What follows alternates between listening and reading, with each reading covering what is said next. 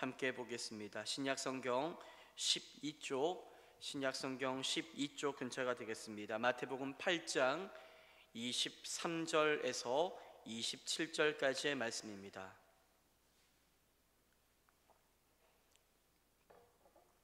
한 절씩 교독해서 읽겠습니다. 제가 먼저 23절 읽습니다. 배에 오르심에 제자들이 따랐더니 바다에 큰 놀이 일어나 배가 물결에 게 되었을 때 예수께서는 주무시는지라. 그 제자들이 나와 깨우며 이르되 주여 구원하소서, 우리가 죽겠나이다. 예수께서 이르시되 어찌하여 무서워하느냐, 믿음이 작은 자들아 하시고 곧 일어나사 바람과 바다를 꾸짖으시니 아주 잔잔하게 되거늘. 함께합니다. 그 사람들이 놀랍게 여겨 이르되 이가 어떠한 사람이기에 바람과 바다도 순종하는가 하더라. 아멘. 우리는 지난 금요일에 마태복음 8장 오늘 절의 앞을 살펴보았는데 제자도에 대한 말씀을 나누었습니다. 예수님의 제자가 되는 삶이 어떠한 것인지, 무엇을 우선순위에 두고 예수를 따라야 되는지에 대해서 예수님께서 제자들에게 말씀하여 주셨습니다. 예수님께서 나를 따르라 라고 말씀하셨지요. 내가 너희로 사람 낚는 어부가 되게 하겠다라고 말씀하시며, 제자들을 부르실 때에 나를 따르라고 말씀하셨지만, 하지만 예수님을 따라가는 길은 만만한 길이 아니라고 예수님은 말씀하셨습니다. 세상 속에서 살아갈 때에 우리가 붙잡을 수 있는 안정감, 우리에게 참 좋은 유익을 주는 세상의 것들을 포기하고 내려놓아야 되는 길이라고 말씀하셨으며, 또 정말로 주저하고 있는 그 모든 것들을 포기하고 주를 따라야 되는 길임을 예수님은 말씀하셨습니다. 두 가지 사건이 있었죠. 한 서기관이 예수님 앞에 나와서 예수님을 제가 따르겠습니다라고 고백했지만, 하지만 그는 결국 따르지를 못합니다. 왜냐하면 머리 둘 것이 없는, 그 안정감이 없는 삶을 선뜻 택하며 모든 것을 포기하지 못하였기 때문입니다. 또 한 사람이 있었지요. 아버지를 장사하고 내가 주를 따라가겠습니다라고 고백했지만, 그 장사하는 것은 죽은 자들로 하게 하고 너는 나를 따르라 라고 예수님 말씀하셨지요. 죽은 자들로 장사하게 하라, 이 말은 어떤 의미일까요? 그 당시에 유대인들은 아버지가 죽으면 거의 대부분의 유산을 장남이 상속을 받고 나머지 작은 몫을 남은 형제들이 나누어 가졌는데, 그 일부분만 가지고 있던 그 형제들을 향하여 유대인들은 죽은 자들이라고 말하였는데, 그들에게 다 주고 나를 따를 수 있겠느냐는 것입니다. 네가 정말로 나를 따르기를 원하느냐? 그러면 그 모든 유산, 그 많은 몫까지 다 남은 형제들에게 주고 나를 따를 수 있겠느냐라고 예수님이 물으신 거지요. 하지만 그도 선뜻 그 모든 것들을 포기하고 예수님을 따랐다라는 말씀이 기록되어 있지 않습니다. 오늘 말씀은 여러분들, 그렇게 제자의 길을 따라가는 삶이 만만하지 않다라는 것을 듣고서도 예수님을 따르는 사람이 있었지요. 예수님 곁에 있었던, 예수님과 동고동락했던 예수님의 제자들이었습니다. 그들은 그렇게 예수님께서 말씀하셨지만 자기의 고향으로, 세상으로 돌아가지 않았고 예수님을 따라가는 제자의 길을 선택하였지요. 오늘 그렇게 제자의 길을 가겠다라고 선택하며 실행에 옮겨서 예수와 함께 그 길을 걸어갔던 제자들에게 그 이후에 일어났던 첫 번째 사건이 또다시 한번 등장하는데요. 어떠한 사건이 일어납니까? 여러분들, 예수님을 따라 제자의 길을 가고자 했던 자들, 내가 어떠한 것들 다 우선순위 되는 것들을 내려놓고 주님을 가장 우선시하며 주님을 어떠한 순간에도 버리지 않고 따르겠습니다라고 고백하며 다짐하며 나왔던 그 제자들이었지만 그들에게 찾아온 첫 번째 일은 무엇이었습니까? 좋은 일이었습니까? 은혜로운 일이었습니까? 아니었습니다. 오늘 그들에게 찾아온 첫 번째 일은 감당할 수 없는 죽음과도 같은 위기가 그들의 눈앞에 찾아왔다라고 성경은 말씀하고 있습니다. 예수님을 따라 배를 타고 어디로 가십니까? 건너편으로 가실 때에 예수님과 제자들이 한 배를 타고 있었습니다. 그런데 갈릴리 호수를 지나던 중에 무엇을 만나게 됩니까? 큰 풍랑을 만나게 됩니다. 이 풍랑은 너무나도 큰 풍랑이라서 인간적으로 도저히 감당할 수 없는 풍랑이었습니다. 그래서 자칫 잘못하다가는 정말로 모두가 죽을 수 있는 그런 정도의 고난이었고 어려움이었습니다. 여러분, 제자들이 건너고 있는 바다는 갈릴리 바다였지요. 갈릴리 바다, 갈릴리 호수라고도 부르지요. 이 호수는 바다만큼 넓었고 또 급한 바람 때문에 가끔씩 바다처럼 큰 파도가 출렁이는 곳이었기 때문에 사람들은 그곳을 갈릴리 바다라고 불렀습니다.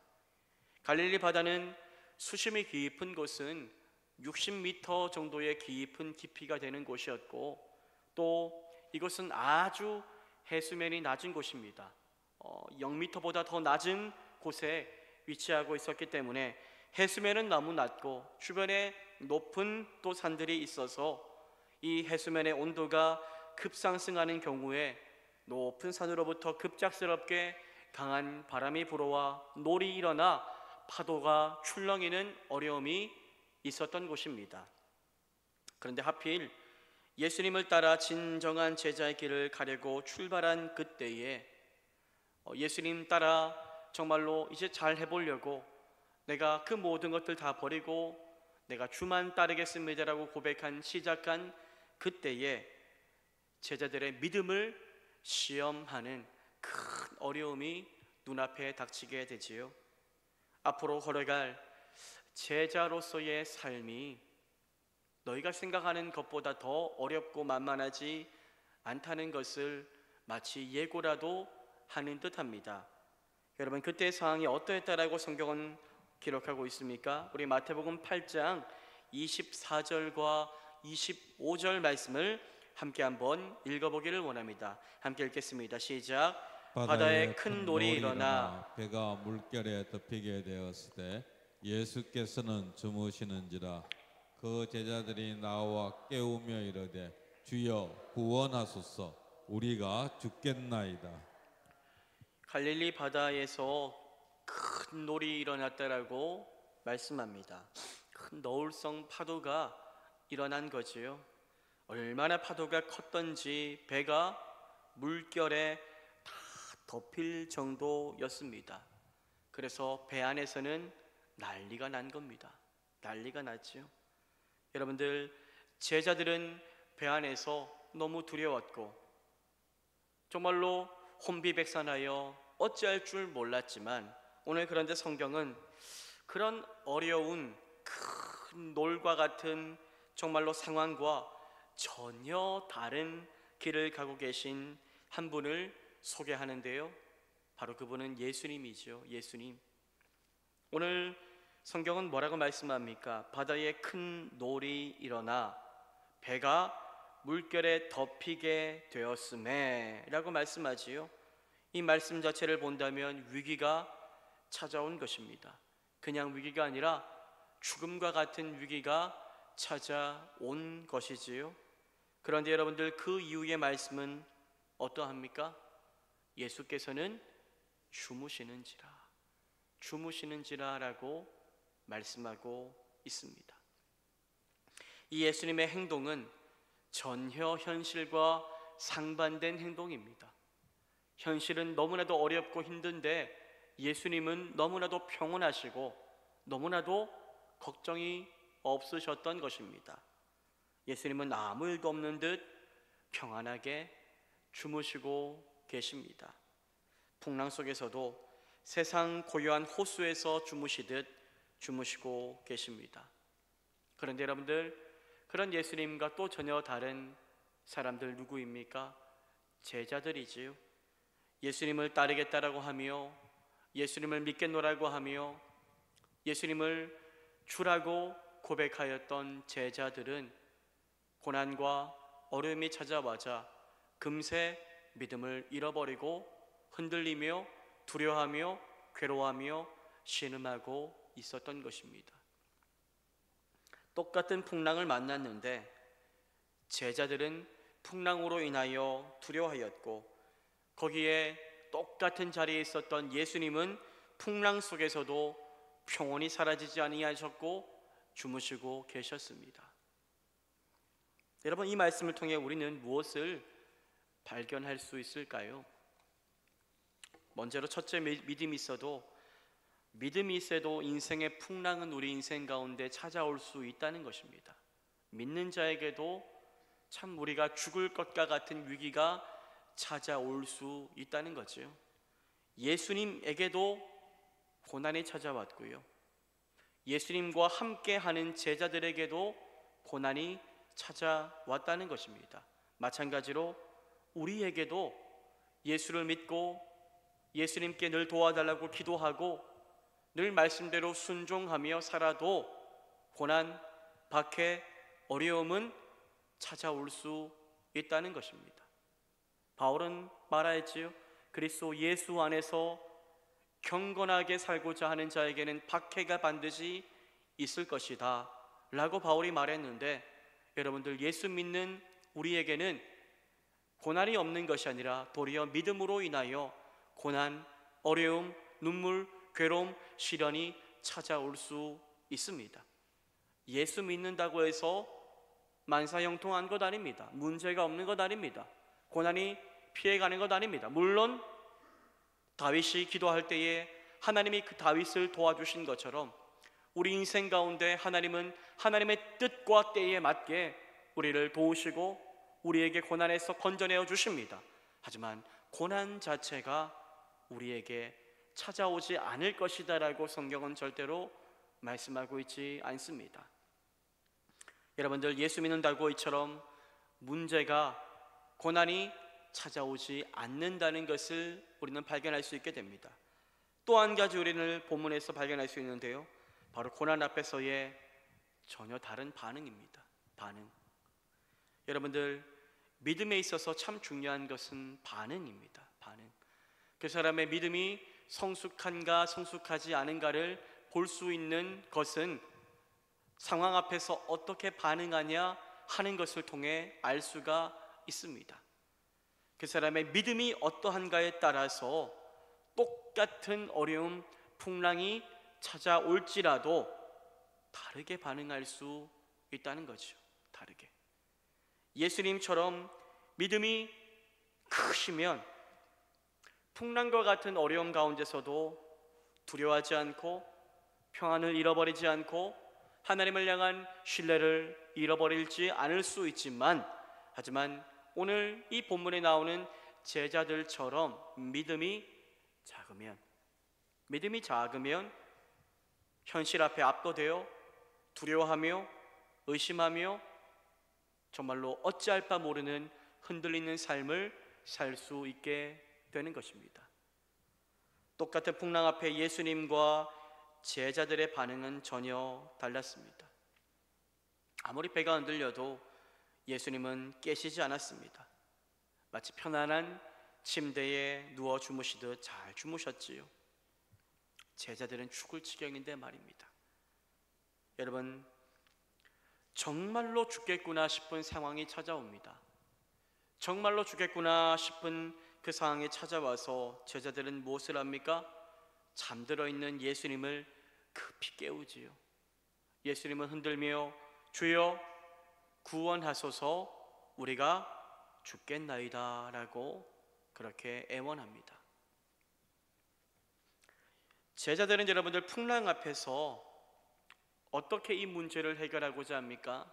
풍랑 앞에서 오늘 성경은 기록하기를 제자들이 풍랑 앞에서 자신들의 힘과 지혜를 의지함으로 이 풍랑을 이겨나가려고 했다라고 말씀하지는 않습니다. 제자들 중 다수가 어부였지요. 그들은 베테랑 어부였기 때문에 야, 이것 좀 아무것도 아니야, 내 실력으로 이 모든 풍랑 이겨나갈 수 있어 라고 그렇게 허세를 부렸다라고도 말씀하고 있지는 않습니다. 그들은 풍랑이라는 이 절체절명의 문제를 가지고 누구에게 나아갔습니까? 누구에게요? 예수님께 나아갔지요. 예수님께 풍랑이라는 두려움을 주는 문제 그 자체를 가지고 나아갔습니다. 그래서 제자들은 예수님께 도움을 구합니다. 주여 구원하소서, 주여 우리를 살려주소서라고 고백한 것입니다. 예수님께 이렇게 도움을 요청하였던 제자들의 모습은 칭찬할 만합니다. 사실 잘한 일이죠. 어려움, 고난, 시련을 만났을 때에 자신의 힘을 의지하지 않고 다른 사람, 어떤 물질, 다른 어떤 것을 의지하지 않고 문제 그 자체를 가지고 예수님께 나아가서 도와달라고 간구한 것은 너무나도 잘한 행동입니다. 우리는 이렇게 제자들처럼 우리가 인생 가운데 풍랑과 같은 위기와 어려움을 만났을 때에 곧장 누구에게 나가야 됩니까? 예수님에게 나아가 주여 나를 구원하소서, 나를 건져 주옵소서 라고 고백할 수 있어야 합니다. 우리가 불렀던 찬송처럼 정말로 나를 이 풍랑 가운데서 인도해 달라고, 구원해 달라고 찬송하며 기도하며 나아갈 수 있어야 할 것입니다.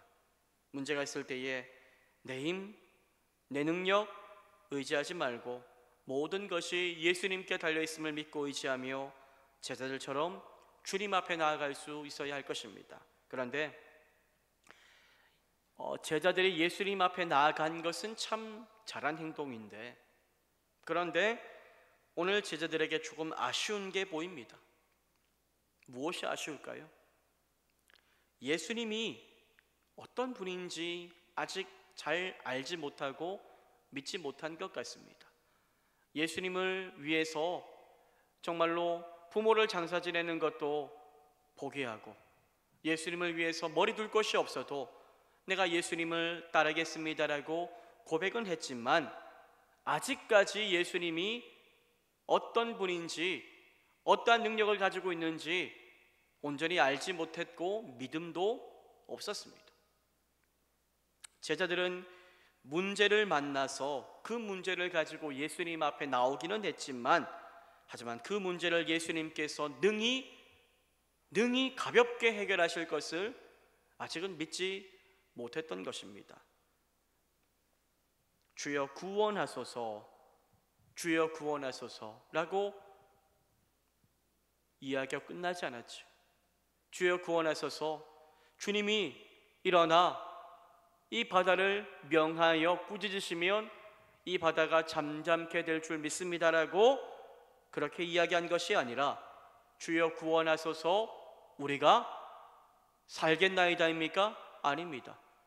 주여 구원하소서, 주님이 역사하시면 우리가 살 줄 믿습니다, 이것이 아니라 우리가 죽겠나이다라고 고백한 것이 조금은 아쉽습니다. 그들의 간구는 전능하신 예수님을 온전하게 신뢰하는 믿음의 간구여야만 했는데, 안타깝게도 그들의 간구는 여전히 풍랑에 갇혀서 두려움이 가득한 간구였고, 여전히 죽음 앞에 두려워 떨고 있는 간구였습니다. 그들은 예수님을 붙들기는 했으나 여전히 예수님이 그 모든 두려움을 이길 능력의 주님이신 줄 믿지 못하였던 것입니다. 예수님 앞에 나왔지만 여전히 생명 아니라 죽음을 붙들고 있었던 것입니다. 우리는 어떻게 기도합니까? 문제가 있을 때에 주님 앞에 나와, 새벽에 밤에 나와 주님 앞에 부르실 때가 있지요. 그런데 우리는 어떻게 기도하고 있습니까? 주님, 나를 구원해 주시옵소서. 주님이 역사하시면 이 모든 보이지 않는 안개와 같은 현실이 다 걷어지고 회복될 줄 믿습니다라고 고백해야 되는데, 기도는 하고 있는데, 주님께 부르짖고는 있는데 여전히 죽을 듯한 모습을 가지고 기도하고 있는 우리의 모습이 있다면 우리의 기도가 달라져야 할 것입니다. 믿음은 바라는 것들의 실상이요 보이지 않는 것들의 증거인데, 정말로 아무것도 보이지 않을지라도 믿음으로 증명하는 겁니다. 주님이 일하실 줄 믿고, 주님이 역사하시면 모든 어려움들이 사라질 줄 믿고, 마치 구원받은 자와 같이 믿음으로 간절히 기도하며 주님을 신뢰할 수 있는 저와 여러분 우리 모두가 되기를 주님의 이름으로 축복합니다. 잠에서 깨신 예수님은 두려움이 가득하였던 제자들의 모습을 보십니다. 주여 구원하소서, 우리가 지금 죽겠나이다. 죽기 직전입니다. 어떻게 할까요? 그렇게 정말로 두려워하고 있는 그들을 보시며 예수님이 꾸짖습니다. 혼내십니다. 그리고 이렇게 말씀하시지요. 마태복음 8장 26절입니다. 예수께서 이르시되 어찌하여 무서워하느냐, 믿음이 작은 자들아 하시고 곧 일어나사 바람과 바다를 꾸짖으시니 아주 잔잔하게 되거늘. 예수님은 제자들의 두려워하는 모습을 보시고 그들을 꾸짖으며 말씀하십니다. 어찌하여 무서워하느냐, 이 믿음이 작은 자들아. 예수님께서 이렇게 혼내십니다. 예수님은 예수님께 나와서 예수님을 깨워서 예수님과 함께 있으면서도 여전히 예수님이 행하실 능력을 보지 못한 채 눈앞의 상황만 보고 두려워하고 있는 제자들을 혼내십니다. 믿음이 작다고 나무라시죠. 여러분, 예수님은 이 무서워하는 제자들의 태도와 무엇을 연결시키십니까? 믿음과 연결시키십니다. 믿음. 예수님은 제자들이 두려워하는 이유가 무엇이 작기 때문이라고요? 믿음이 작기 때문이다라고 말씀하십니다. 믿음. 믿음이 작다라는 말씀을 예수님이 하실 때가 있습니다. 신약 성경에서 5번 정도 기록이 되어 있는데요. 이것은 무엇을 말합니까? 믿음이 작다. 믿음이 작다. 믿음이 있기는 하지요. 믿음이 있기는 합니다. 그런데 믿음이 있기는 한데 고난을 이길 정도의 믿음은 못 되는 겁니다. 믿음이 있기는 한데 금세 흔들리는 믿음이라는 것입니다. 믿음이 있기는 한데 조그만 어려움이 찾아오고 마음의 상처가 찾아오면은 주님을 떠나고 교회를 떠나고 사람을 떠나는 그러한 연약한 믿음이라는 것입니다. 믿음이 없지는 않지만 충분하지는 않은 어중간한 미지근한 애매한 믿음을 너희들이 가지고 있다라고 예수님은 말씀하시는 것입니다. 믿음이 컸다면, 너희들의 믿음이 정말로 컸다면, 믿음이 크다는 것은 누구를 크게 본다는 것입니까? 예수님을 크게 본다는 거죠. 예수님을 전능하게 본다는 거죠. 예수님이 모든 것을 다스릴 수 있는 능력을 가지고 계신 크신 분이시라는 것을 믿는다는 것을 뜻하는데, 믿음이 컸다면 이 두려운 환경일지라도 환경 속에 압도당하지 않고 믿음의 주요 온전케 하시는 이인 예수를 바라보며 예수로 인하여 그 모든 것들을 정말로 압도하는 담대함으로 나아갈 수 있었을 텐데, 아쉽게도 제자들은 아직까지 그렇게 큰 믿음을 소유하지 못했던 것이지요. 여러분, 믿음이 작은 자들아, 예수님은 어떠한 자가 믿음이 작다라고 말씀하십니까? 어떠한 자가요? 믿음이 작은 자들의 특징이 있는데요, 그들은 하나님을 믿습니다. 예수님을 믿습니다. 하나님을 아버지로 믿고 예수를 주로 고백은 하고 있으나, 하지만 언제 믿음이 들통납니까? 어려움을 만나면 들통나는 거죠. 세상적인 어려움 앞에서 믿음이 산산조각 나버리고 무엇을 합니까? 염려하고 걱정하고 두려워하기 시작하는 것입니다. 이것이 바로 믿음이 작은 것입니다. 반대로 믿음이 크다는 것은요, 염려하지 않는다는 것입니다. 두려워하지 않는다는 거지요. 걱정하지 않는다는 것입니다. 불안해하지 않는다는 것입니다. 이것이 바로 믿음이 큰 자라고 예수님은 말씀하고 있습니다. 여러분들, 우리는 어떠합니까? 우리도 제가 아까 말씀드렸지만은 예수 믿어도 어려움은 찾아옵니다. 예수 믿는 자도 염려는 찾아오고 두려울 때가 있고 정말로 신음할 때가 있지요. 그런데 이것을 예수의 은혜로 인하여 이겨나가는 것이 큰 믿음을 소유하는 것이다라고 말씀하시는데, 요즘 우리는 어떠합니까? 우리는 혹시 염려하며 살고 있지는 않습니까? 예수를 믿는다라고 말하면서도, 예수가 내 삶의 주인 되신다라고 고백하면서도 수많은 일들 앞에 염려하고 고민하고 의심하고 불안해하며 살고 있지는 않습니까? 세상의 어려운 일 때문에 아직 찾아오지도 않은 미래를 걱정하며 혹시 두려워하며 살고 있지는 않습니까? 그렇게 살고 있다면 여러분, 죄송하지만 믿음이 작은 것입니다. 믿음이 작은 것입니다.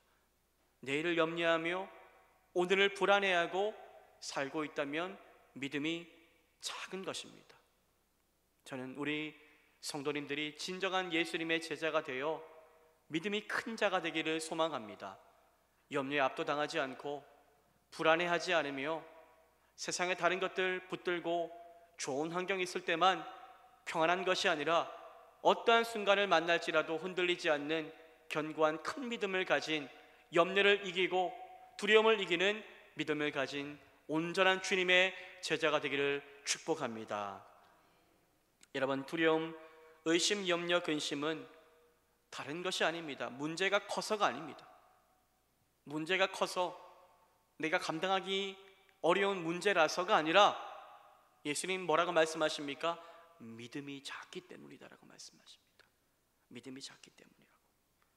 반대로 우리의 믿음이 크다면, 우리의 믿음이 자라고 있다면 변화가 일어날 것입니다. 염려가 사라지고요, 두려움이 점점 물러나고요, 내 삶에 어려움이 있으나 감사가 일어나고 찬송이 일어나고 주님을 향한 신뢰가 일어나게 됩니다. 이것이 믿음이 큰 자의 삶입니다. 이번 주가 추수감사주일인데 여러분들 한 해를 돌아보시기를 바랍니다. 감사하지요? 그런데 사실 감사할 일만 있지는 않았습니다. 어려움도 있었고 눈물 나고 괴로운 시절도 있었지요. 하지만 그 모든 것들까지도 감사로 고백할 수 있는 자가 큰 믿음을 가진 자입니다. 그 모든 어려움도 능히 이기게 하시고 감당하게 하시고 넉넉하게 지나게 하신 주님의 역사가 있었기 때문에 우리는 그 시절을 감사함으로 찬송하며 지날 수 있었던 것입니다. 사랑하는 여러분, 우리의 정말로 삶에 의심과 두려움이 아니라 감사와 기쁨의 찬송이 가득하기를 소망합니다. 어떠한 순간을 만나도 우리의 찬송과 주님이 주시는 기쁨을 결코 세상이 빼앗아 갈 수 없다는 사실을 기억하며 주 예수를 더욱더 굳건히 붙들고 믿음으로 주님을 신뢰하며 감사와 찬송으로 주님 앞에 나아가는 큰 믿음을 소유한 우리 모두가 되기를 축원합니다. 여러분들, 이렇게 믿음이 작은 자들아라고 하시며 무서워하던 제자들을 꾸짖으신 예수님은 배에서 이제 일어나셔서 무엇을 하십니까? 두려움의 근원을 없애주시지요. 예수님은 제자들을 혼내시고 또 누구를 혼내십니까? 자연을 혼냅니다. 그 풍랑을 향해 꾸짖으셨다라고 성경은 말씀하고 있습니다. 바람과 바다도 예수님은 꾸짖으시는데요, 예수님이 그렇게 꾸짖으시자 어떤 일이 일어납니까? 즉시 바람과 바다가 언제 그랬냐는 듯 잔잔해지게 되었습니다. 곧 일어나사 바람과 바다를 꾸짖으시니 아주 잔잔하게 되거늘. 예수님이 말씀하시니 성난 바다 파도가 잔잔하게 되었습니다. 예수님은 모든 것을 다스리시는 전능하신 하나님의 아들이십니다. 예수님은 자연 모든 만물을 다스리시고, 예수님은 인간의 질병도 다스리시고, 예수님은 우리의 마음의 불안함도 다스리시고, 예수님은 모든 것을 다스리실 수 있는 능력의 하나님이십니다. 여러분, 제자들은 이러한 예수님을 보면서 무엇을 깨닫고 무엇을 생각해야 됐을까요? 우리가 무엇을 해도 안 되었는데 예수님이 일어나셔서 바람과 그렇게 바다를 꾸짖으시니 갑자기 그 모든 것들이 잔잔해지는 것을 보았을 때에 그들은 무엇을요? 예수님이 정말로 진정하신 하나님의 아들이심을 그들은 믿고, 이제 다시 이런 풍랑이 찾아올지라도, 이제 앞으로 내게 이러한 일이 와도 괜찮아, 예수님이 함께하니 나는 이 풍랑도 이길 수 있을 거야 라고 생각하며, 이제는 내가 다시 염려하지 않고 두려워하지 않을 거야 라고 다짐하며 나아가는 것이 옳은 모습이었겠지요. 그런데 그들은 그렇게 반응했다라고 말씀하지 않습니다. 아직 그들의 믿음이 큰 믿음이 되지 못했습니다. 바람과 바다는 예수님의 꾸짖음 앞에 즉시 순종하여 잠잠해졌으나, 그러나 여전히 제자들은 즉시 순종하지 못하였고 완전한 믿음과 순종의 삶을 살지 못했습니다. 마태복음 8장 27절인데요, 그들은 이렇게 반응합니다. 그 사람들이 놀랍게 여겨 이르되 이가 어떠한 사람이기에 바람과 바다도 순종하는가 하더라. 제자들의 반응이 조금 아쉽습니다. 또 예수님을 믿고 예수님 제자가 되어 머리 둘 곳이 없는 삶일지라도 내가 예수 따르겠습니다, 결단한 제자들인데 모든 것들 다 포기하고 예수님 따르겠노라고 고백한 제자들인데 아직 멀었나 봅니다. 제자들은 아직도 예수님을 온전히 알지 못합니다. 풍랑을 잠잠케 하시는 예수님을 만났으면서도 아직 온전한 신앙의 고백을 하지 못하고 있습니다. 풍랑을 잠잠케 하시는 예수님을 만났다면, 주여 당신은 진정 하나님의 아들입니다, 이제는 내가 다시는 염려하거나 두려워하지 않겠습니다, 주님을 믿고 큰 믿음이 되겠습니다 라고 고백하여야 마땅한데 그들은 어떤 고백합니까? 아직 예수님을 전혀 알지 못하는 고백을 하고 있습니다. 이가 어떠한 사람이기에 바람과 바다도 순종하는가? 여러분, 제자들의 믿음은 물론 십자가 지시기 전, 십자가에 돌아가시기 전까지도 그들의 믿음은 온전히 성숙한 모습으로 자라지 못했습니다. 그들이 진정 성숙한 제자의 모습을 갖게 된 것은 예수님이 죽고 부활하시고 난 이후에 예수님께서 보내어 주시겠다고 약속하신 성령이 그들에게 찾아와 성령이 그들을 온전히 다스리기 시작했을 때에 모든 두려움 사라졌고 이제는 염려하거나 근심하지 않을 수 있었습니다. 아직 제자들은 그렇게 성숙하지 못했습니다. 우리는 오늘 본문을 통해 우리의 모습을 한번 생각해 보기를 원합니다. 우리는 믿음을 가지고 있는데 우리는 어떠한 믿음을 소유하고 있습니까? 우리는 정말로 예수님의 능력을 믿는 믿음을 소유하며 살아가고 있습니까? 정말로 예수님께 기도하고 있을 때에 예수님이 그 모든 것을 능히 해결할 전능하신 주님이심을 믿고 소망을 가지고 기도하고 있습니까? 여러분들 기도할 때에 그저 주여 주여 한다고 다 기도가 아닙니다. 기도하고 나서 여전히 염려하고 기도하면서도 될까 의심한다면 그 기도는 온전한 기도라고 말할 수가 없습니다.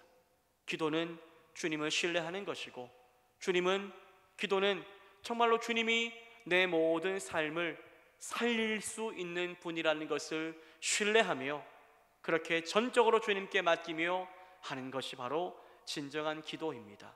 우리의 기도가 저는 주여 구원하소서, 우리가 죽겠나이다라고 고백하는 기도가 되는 것이 아니라 주여 구원하소서, 주님이 역사하시면 우리가 살 줄 믿습니다 고백할 수 있는 진정한 주님을 신뢰하는 기도로 성장할 수 있기를 축복합니다.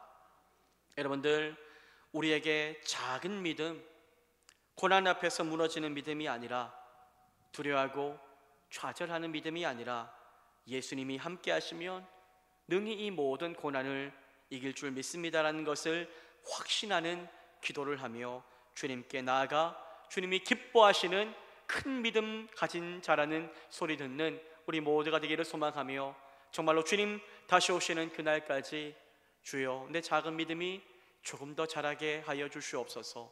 주님, 내 작은 믿음이 이 삶의 어려움 속에서 훈련되어지고 자랄 수 있도록 주님 인도해 달라고 우리 간절히 기도하며 주님을 더욱더 의탁하며 살아가는 저와 여러분 되기를 주님의 이름으로 축복합니다. 이 시간 함께 우리 말씀을 기억하며 함께 한번 기도하기를 원합니다. 사랑하는 여러분, 예수를 믿고